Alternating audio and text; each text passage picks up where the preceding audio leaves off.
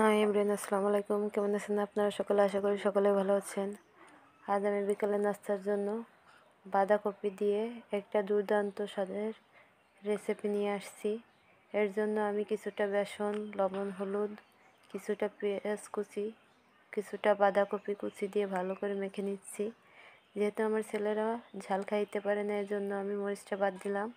আপনারা চাইলে মরিচ দিয়ে দিতে পারেন। অন্যদিকে আমি একটা কড়াই তেল গরম করে পেঁয়াজুর আকৃতিতে মুচমুচে করে ভেজে তুলে নিচ্ছি। এই দেখুন কতটা মুচমুচে। আপনারা চাইলে বাসায় ট্রাই করে দেখতে পারেন। আমার বাচ্চাদের এটা খুবই পছন্দ হয়েছিল। আমি আগে থেকে ঘরে তৈরি করা সস দিয়ে পরিবেশন করেছি।